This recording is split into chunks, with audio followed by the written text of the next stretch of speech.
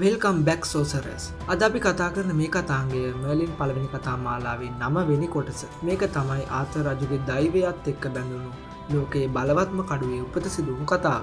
මේ කොටස නම් කරලා තිබුණේ එක්ස්කැලිබර් කියලා. පියෙකුගේ අතීතයේ වල දැමූ පාපයක් අවුරුදු 20කට පස්සේ මලවුන්ගෙන් නැගිටලා ඇවිත්. මේක තමයි ඒ පලිගැනීමේ කතාව. හිතන්නකො මෙහෙම ආතර් කුමාරයා තමන්ගේ ජීවිතයේ වැදගත්ම දවස සමරනවා. මුළු රාජ සභාවම සතුටින් පිරීලා. ඒත් එක පාරටම ඒ සතුට දෙදුරුම් කවමින් කිසිම කෙනෙක් බලාපොරොත්තු නොවුණු අමුත්තෙක් එනවා. කළුම කළු අශ්වයෙක් පිට නැගපු කළුම කළු සන්නාහයකින් සැරසුණු හරියට මරණයම මිනිස් වේශයකින් ආව වගේ නයිට්වරයෙක්. එයා ඇවිත් එක අභියෝගයයි කරන්නේ. කැම්ලොට් නයිට්වරුන්ට ද්වන්ද සටනකට එන්න කියනවා. හැබැයි මේක මරණය දක්වා යන සටනක්. මේ අභිරහස් නයිට්වරයා කවුද? එයා මොකටද කැම්ලොට් වලට ආවේ? මේ හැමදේම පිටිපස්සේ තියෙන්නේ උත්තර රජතුමාගේ අතීතයේ හංගපු කවදාවත් එළියට එමක් නැහැ කියලා හිතපු බිහිසුණු රහසක්. අද අපි මේ කතාවේ අහුමුළු වශයෙන් හැංගිලා තියෙන හැම හැඟීමක් ගැනම හැම රහසක් ගැනම කතා කරන්නයි යන්නේ. ඉතින් ඒ පුරාවෘත්තය ගැන අද කියවමු. Get ready to explore, analyze, and ignite your passion for films. This is Cartwise. කතාව පටන් ගන්නෙම හරිම අද්භූත දර්ශනයකින්. කැම්ලොට් මාලිගාව යට තියෙන සොහොන් කැබක නිමුවේ කියන මායාකාරී මන්ත්‍රයක් කරනවා. ඇය ඉන්නේ මුද්‍රා තියපු ගල් මිනි පෙට්ටියක් ඉස්සරහා. ඇගේ මන්ත්‍රයේ අවසාන වචන ටික තමයි ඌත පෙන්රගන් කියන එක. ඒ වචනත් එක්කම ඒ ගල් මිනි පෙට්ටිය ඇතුලෙන් දෙදුරුම් කනවා.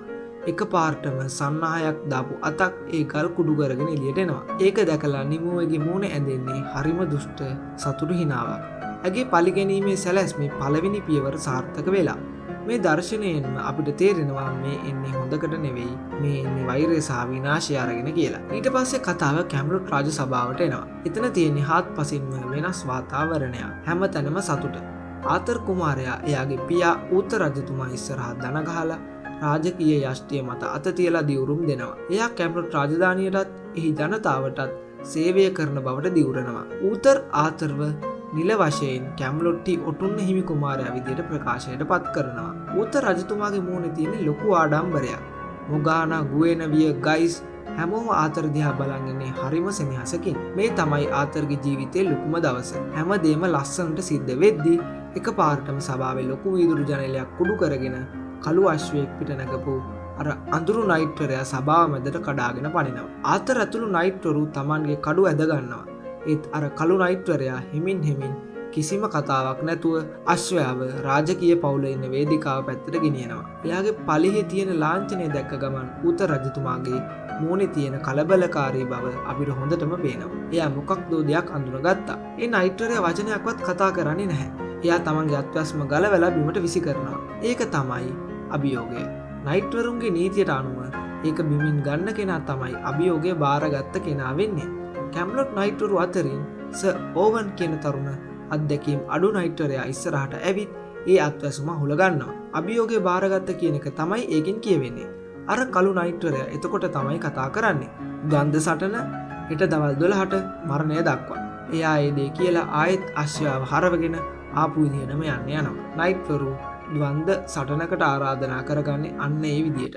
එයාලට තියෙන නීති පද්ධතිය ගැන තව ඉදිරියට අපි කතා කරමු. මේ සිදුවීමත් එක්කම ආතර් ඉන්නේ ගොඩක් කේන්තියෙන්. එයා මොගානට කියනවා ඕවන්ට තිබ්බේ ඒ අභියෝගය බාර නොගෙන ඉන්නයි කියලා. මොකද ඕවන් කියන්නේ දක්ෂයෙක් වුණාට අර වගේ අභිරහස් කෙනෙක් එක්ක සටන් කරන්න තරම් පළපුරුද්දක් එයාට නැහැ. ඇත්තටම එයා ගොඩක් වයසින් අඩු කෙනෙක්. මේ දේවල් නිසා මොගාන ආතර්ගෙන් බැගෑපත් වෙනවා ඕවන් වෙනුවට ආතර්ට සටනට යන්න කියලා. ඒත් ආතර් කියන්නේ නයිට්වරුන්ගේ නීතියට පිටින් යන්න බෑ කියලා. අභියෝගය බාරගත්තේ ඕවන් නිසා සටන් කරන්න ඕනෙත් එයාමයි කියලා. මෙතනදී අපිට පේනවා ආතර් නීතියට කොච්චර ගරු කරනවද. ඒත් ඒ නීතිය නිසාම තමන්ගේ යාළුවෙක් අනතුරේ වැටෙනකොට එයා කොච්චර අසරණ වෙනවද කියලා. එයාගේ ඇස්වල තියෙන්නේ බලාපොරොත්තුවක් විතරයි. ඒ තමයි සර් ඕවන් හෙට තරඟය දිනන්න ඕන කියන එක. මේ අතරතුරේ මර්ලින් ගයිස්ගෙන් අහනවා අර නයිට්වරයව අඳුනනවද කියලා. ගයිස් ඒ ප්‍රශ්නය මගහරිනවා. එයා කියනවා මර්ලින් මම හැමදේම දන්නවා කියලා ඔයා හිතන එක ගැන මට සතුටුයි. ඒත් ඒක සම්පූර්ණයෙන්ම වැරදි කියලා. ඒත් අපි දන්නවා ගයිස් බොරු කියන්නේ කියලා. ඉතින් ගයිස් යනවා ජෙෆ්රිව හම්බ වෙන්න. ගයිස් සහ මාලිගාවේ පුස්තකාලයේ බාර ජෙෆ්රි කියන කෙනා අර නයිට්වරයාගේ සන්නාහයේ තිබුණ ලාංඡනය දිහා බලලා එක පාරටම පරණ මතක අවදි කරනවා. එයාලේ කවුද කියලා දැනගන්නවා. ඒ ලාංඡනය ට්‍රිස්ටන් ඩුබොයිස් කියන නයිට්වරයාගේ. මොකද රාජකීය ලේඛන වලට අනුව එයාට විතරයි ඒ විදිහේ ලාංඡනයක් සහිත පලියක් තිබිලා තියෙන්නේ. ගයිස් මේ දැනගත තොරතුරු ගිහින් ඌතරට කියනවා. ඒත් ඌතර් මේ වෙනකොටත් සේරම දේවල් දන්නවා. මේ ට්‍රිස්ටන් කියන නයිට්වරයා මීට අවුරුදු 20කට කලින් ඌතරගේ අතින්ම මැරුණු කෙනෙක්. ගයිස් මේ දේවල් ඌතරට කිව්වාම ඌතරගේ උත්තරේ වෙන්නේ මැරුණු මිනිස්සු ආවව එන්නේ නැහැ කියලා. ඌතරගේ වචනවල තියෙන්නේ පුදුමයක් විතරක් නෙවෙයි ලොකු බයක්. තමන්ගේ අතීතය තමන්ම හොල්මන් කරන්න ආපහු ඇවිල්ලා කියලා යාට තේරෙනවා. මේ රහස මොකද්ද? ඌතර් ඇයි මෙච්චර බය වෙන්නේ? කතාවේ ප්‍රේක්ෂකයෙකු විදියට අපිවත් මේ ප්‍රශ්නේ එක්ක හිර වෙනවා. පහුවෙනිදා දවල් 12ට සටන පටන් ගන්නවා. ආතර් සර් ඕවන්ට අන්තිම උපදෙස් ටික දෙනවා.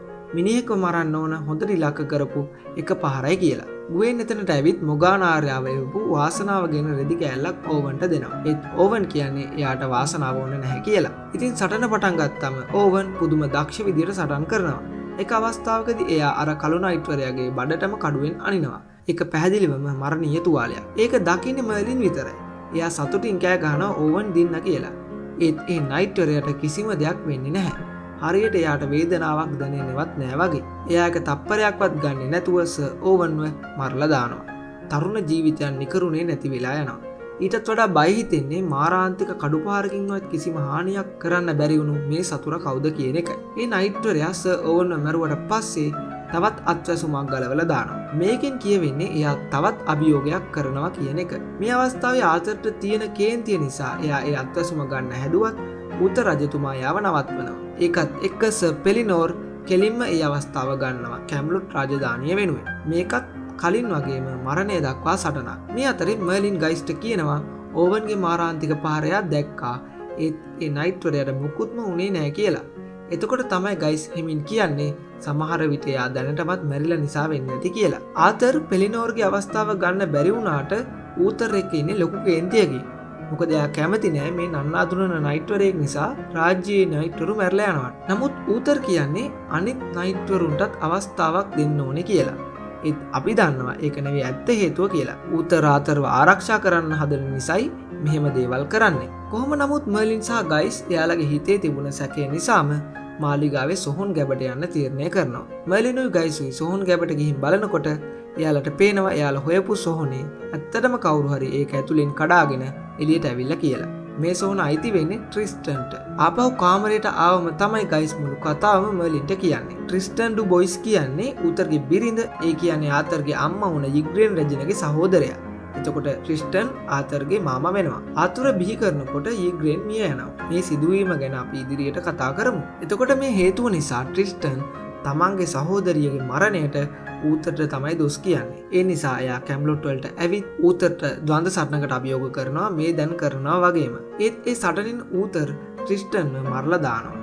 නමුත් මැරෙන්න කලින් ට්‍රිස්ටන් දිවුරනවා මම කවදා හරි ආපහු ඇවිත් මගේ පලිය ගන්නවා කියලා. ඒ වෙලාවේ හැමෝම හිතලා තියෙන්නේ ඒක මැරෙන්න යන මිනිස්සෙගේ විකාර අදහසක් කියලා. ඒත් දැන් හරියටම අවුරුදු 20කට පස්සේ ඒ ශාපය ඇත්තක් වෙලා. ගයිස් කියන විදිහට මේ සාමාන්‍ය මිනිස්සෙක් නෙමෙයි. මේක මායාවකින් හදපු රෙත් එකක්. ඒ කියන්නේ මලවුන්ගේ ආත්මයක්. කෙනෙක්ගේ වෛරය, ක්‍රෝධය, පරිගැනීමේ චේතනාව විතරක් අරගෙන මායාවෙන් හදපු ජීවමාන මලමිනිය. මර්ලින් ගයිස්කින් අහනවා ඒක නවත්තන්නේ කොහොමද කියලා. ගයිස් කියන උත්තරේ තමයි කතාවේ බරපතලම තැන. ඒක නවත්තන්න බෑ. රෙත් කෙනෙක් ජීවත් වෙන්නේ නැහැ. ඒ නිසා කිසිම මනුස්ස ආයුධයකින් එයාව මරන්න බෑ. එයාගේ පරිගැනීම ඉෂ්ට වෙනකල් එයා නවතින්නේ නැහැ කියලා තමයි ගයිස් කියන්නේ. ඊළඟ දවසේ සටනත් කියපු ආකාරයටම සිද්ධ වෙනවා. සර් පෙලිනෝර් දක්ෂ විදිහට මේ ආගන්තුක නයිට්වරයෙක් සටන් කරනවා. පෙලිනෝර් ගොඩක් දක්ෂයි. එයාත් නයිට්වරයට මරණීය තුවාලයක් කරනවා.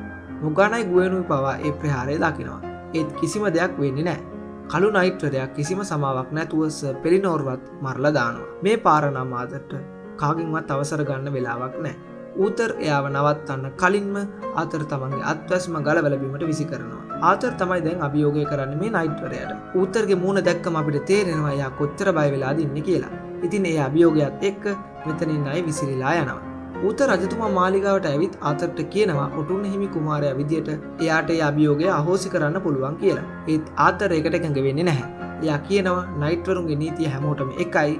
මම මේ සිංහාසනයට සුදුසුයි කියලා ඔප්පු කරන්න ඕනේ කියලා. ඒත් උතර කියන්නේ මේකට යන්න එපා. එහෙම වුණොත් ඔයා මැරෙයි කියලා. මේ වචන පේලියත් එක්ක ආතරට තේරෙනවා එයාගේ තාත්තට එයා ගැන විශ්වාසයක් නැහැ කියලා. නමුත් ඒක ඒ විදිහේ දෙයක් නෙවෙයි. උතර දන්නවා මේ නයිට් ගැන. කොහොම නමුත් ආතර් නයිට්වරයාට කරපු අභියෝගය එයා විතරක් මුහුණ දෙන එකක් නෙවෙයි. ආතරව ආරක්ෂා කරන්න මර්ලිනුත් බැඳිලා ඉන්නේ. ඉතින් මර්ලිනුත් කල්පනා කරනවා මේ නයිට්ව විනාශ කරන්නේ කොහොමද කියලා. මර්ලින්ට තේරෙනවා මේක සාමාන්‍ය විදිහට විසඳන්න බැරි ප්‍රශ්නයක් කියලා. මේ ට්‍රිස්ටන් නයිට්වරයා මාලිගාව ඉස්සරහට වෙලා බලාගෙන ඉන්නවා. මේ අතරෙදී මර්ලින් මායාවෙන් මේ නයිට්වරයාව නවත්තන්න උත්සාහ කරනවා. එයා ගිනි වලල්ලක් මවලා මේ නයිට්වරයාව සම්පූර්ණයෙන්ම ගිනි තියන්න හැදුවත් එයාට කිසිම දෙයක් වෙන්නේ නැහැ. මායාවෙනුත් එයාව පරාජය කරන්න බෑ. මර්ලින් මේ වුණ දේවල් නිසා ආතරට කියනවා සටන අත්හරින්න කියලා. ඒත් ආතර් කියන්නේ බයේ පැනලා යන කෙනෙක් නෙවෙයි. එයාගේ ජීවිතය වුණත් කැම්ලොට් වෙනුවෙන් සහ එයාගේ තියෙන ආත්මාභිමානය වෙනුවෙන් කැප කරන්න සූදානම් කෙනෙක්. එයා මේ සටන අතාරින්න කිසිම සූදානමක් නැහැ. හරියටම මේ වෙලාවේ තමයි කතාවේ ලොකුම රහස එළියට එන්නේ. එදා රෑ උත්තර රාජ සභාවේ තනියම ඉන්නකොට එතනට නිමුවේ එනවා.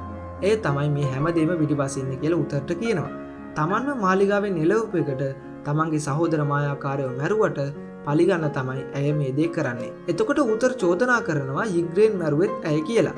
ඊට පස්සේ නිමුවේ කියන කතාවෙන් උතරගේ මුළු ලෝකයම කඩාගෙන වැටෙනවා. යිග්‍රේන්ට දරුවෝ හදන්න බැරි වෙලා තිබිලා තියෙනවා. ඉතින් කැම්ලොට් වලට උතරට උරුමකාරයෙක් ඕන නිසා එයා නිමුවේගෙන් උදව් ඉල්ලලා තියෙනවා. නිමුවේ මායාව පාවිච්චි කරලා ආතරව පිළිසඳ ගන්න උදව් කරලා තියෙනවා. ඒත් මායාවේ නීතියක් තියෙනවා. ලෝකයේ සමබරතාවය රැක ගන්න ඕන නිසා අලුතින් ජීවයක් මවන්න නම් තවත් ජීවයක් නැති වෙන්න ඕනේ. ඒ නිසා ආතර ඉපදෙනකොට යිග්‍රේන් මිය ගිහින් නිමුවේ කියනවා ඔයා මායාවෙන් දරුවෙක් ඉල්ලුවා. මායාවයකට මිලක් නියම කළා. මට ඒක නවත්තන්න බැරි වුණා කියලා. නිමුවේ සහ ඌතර් කියන්නේ මිතුරන්. ඒ වගේම ඌතර් මායාවෙන් ළමයි කියලා නිසා තමයි නිමුවේ උදව් කරලා තියෙන්නේ. ඒකට මැරෙන්නුනේ යිග්‍රේන්ට. ඌතර් මෙන්න මේ දේ නිසා තමයි මායාවට එරෙහි වෙලා තියෙන්නේ. මේ රහස එළි වුණාම අපිට ඌතර් ගැන ඇති වෙන්නේ වෛරයකට වඩා ලොකු අනුකම්පාවක්. එයා මෙච්චරකල් මායාවට වෛර කරලා තියෙන්නේ තමන්ගේ බිරිඳ මායාවෙන් නැති වුණ දුකට. ඒත් ඒ මායාවෙන්ම තමයි එයාට එයාගේ වටිනාම වස්තුව ආතරව ලැබිලා තියෙන්නේ. මේක තමයි උතර සාමුලින්ම වෙනස් වුණ හේතුව. නමුත් දැන් ආතර හිට සටන නිසා මැරෙන්න යන්නේ. උතර කල්පනා කරනවා ආතර මේ සටනෙන් බේර ගන්න විදිහ. මේ අතරේ මර්ලින් ජෙෆ්රිත් එක්ක එකතු වෙලා පරණ පොත්පත් පෙරලලා බලනවා මලවුන්ව මරන්න පුළුවන් ආයුධයක් ගැන තොරතුරු කිහිපයක් හොයාගන්න තියෙනවද කියලා. මේ වෙලාවේදී ජෙෆ්රිට පුළුවන් වෙනවා පොතක තිබ්බ දෙයක් හොයාගන්න. මකරෙකුගේ හුස්මෙන් පණ පෙවුණු ආයුධයකට මලවුන්ව විනාශ කරන්න පුළුවන්. ඒක තමයි මර්ලින්ට තියෙන එකම විසඳුම. මේක දැක්ක ගමන් මර්ලින් දුවගෙන යන්නේ ගුවෙන් ගාවට. ඔයාට මතක නම් ගුවෙන්ගේ තාත්තා තමයි කැම්ලොට් වල ආයුධ හදන්නේ. ඉතින් මර්ලින් ගුවෙන්ගෙන් එයාගේ තාත්තා මෙච්චර කාලයකට හදපු හොඳම කඩුව ඉල්ලනවා. ඒ සිදුවීමෙන් පස්සේ ඌතර රජතුමා ගයිස්ට කතා කරලා කියනවා ආතරට බෙහෙතක් දීලා නිින්ද යන විදිහට සලස්වන්න කියලා. ඒ වගේම ආතරගේ උපතේ රහස කවදාවත් එලි නොකරන බවට ගයිස්කින් පොරොන්දුවක් ගන්නවා. තමන්ගේ පුතාව බේරගන්න ඌතර තීරණය කරනවා එයා වෙනුවට සටනට යන්න. මේ අතරේ ගුවෙන් මර්ලින්ට එයාගේ තාත්තා මෙච්චර කල් හදපු හොඳම කඩුව දෙනවා. ඒ කඩුවත් අරගෙන මර්ලින් යන්නේ මහා මකර කිල්ගාර ගාවට. මර්ලින් මකරගෙන් ඉල්ලනවා මේ කඩුව එයාගේ හුස්මෙන් බල ගන්නවන්න කියලා. මකර මුලින් මේකට එකඟ වෙන්නේ නැහැ. මොකද මකර දන්නවා බ්‍රෙත් ආවේ ඌතරව මරන්න කියලා. මම මීට පෙර කතාවල පැහැදිලි කරා වගේ මකර ඌතරෙක් ඉන්නේ ලොකු තරහකින්. කිල්ගාර මේ දෙයට උදව් කරන්න එකඟ වෙන්නේ ආතර් මේ සටනට ඉදිරිපත් වෙන නිසා. මකර මර්ලින්ට පැහැදිලි කරනවා මේ කඩුවට එයාගේ බලයත් මුසු වුණාට පස්සේ මේක මහා විනාශ ඇති කරන්න පුළුවන් බලවත් ආයුධයක් වෙනවා කියලා. මකර ඒ නිසා මේකට එකඟ වෙන්නේ එක කොන්දේසියක් මත. මකර කියනවා මම මේකට මගේ බලය දෙනවා. ඒකෙන් මේක මාරාන්තික ආයුධයක් වෙනවා. ඒ නිසා මේ කඩුව පාවිච්චි කරන්න ඕන ආතර් විතරමයි කියලා. මර්ලින් මකර කියපු දෙයට පොරොන්දු වුණාට පස්සේ මකර ඒ කඩුවට තමන්ගේ මායාව කරනවා. මකරගේ හුස්මේ තියෙන ගින්දරෙන් ඒ කඩුව දිලිසෙන්න පටන් ගන්නවා. කැම්ලොට් වල පුරාවෘත්තයක් උපදින මොහොත තමයි ඒ. මර්ලින් මකරට ස්තුති කරලා මේ කඩුවත් අරගෙන මෙතනින් යනවා. මේ දේවල් අතරේ ඌතර් සහ ගයිස් කතා කරගත්ත විදියට ගයිස් ආතරගේ කාමරයට ගිහින් එයාට නිදි බෙහෙතක් දීලා කාමරේ දොරත් ලොක් කරලා එනවා. පහුවදා උදේ මර්ලින් අර බලගැන්වූ කඩුව දිහා ආසාවෙන් බල ඉන්නකොට ආයුධ ගබඩාවට එන්නේ ආතර් නෙවෙයි ඌතර්. ආතර් වෙනුවෙන් ඌතර් සරණට එන්න තමයි හදන්නේ. මේක නයිට් නීතියට විරුද්ධ වුණත් මේ ඇවිත් ඉන්නේ නයිට් කෙනෙක් නෙවෙයි. කොහොමත් මෙයාට ඕනේ ඌතර් මරන්නම තමයි.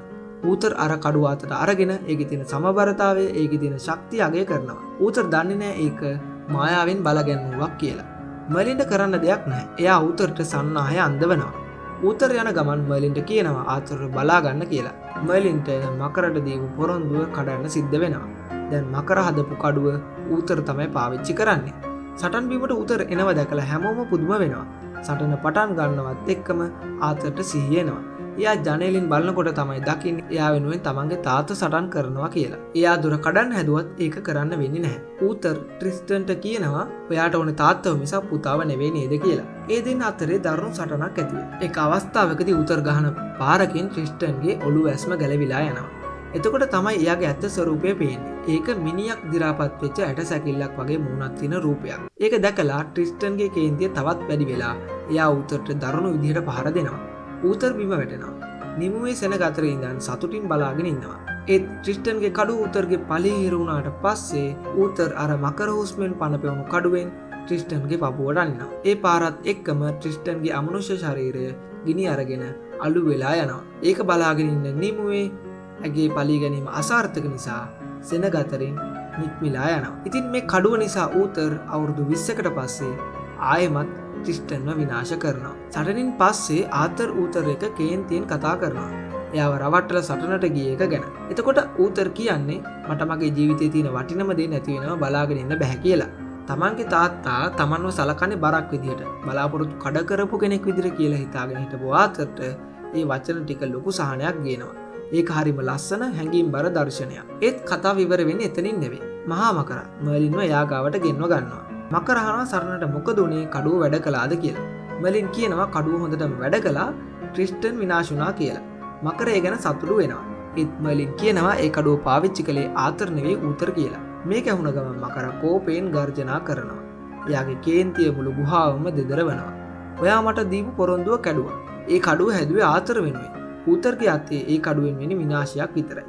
දැන් ඒ කඩුව මකරට විනාශ කරන්නත් බෑ කියලා කියනවා. ඒ නිසා කාටවත් හොයාගන්න බැරි තැනක කඩුව හංගන්න කියලා මකර මර්ලින්ට අණ කරනවා. ඒ වගේම මර්ලින්ව තවමත් සම්පූර්ණයෙන්ම විශ්වාස කරන්න බැරි බවත් මකර කියනවා. ඒක මර්ලින්ට ලොකු පාඩමක්.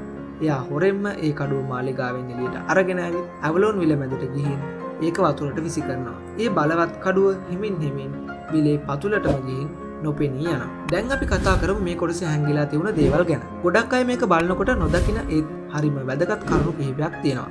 කතාවේ කොතනකවත් මේ මායා කඩුවට එක්ස්කැලිබර් කියලා කියන්නේ නැහැ.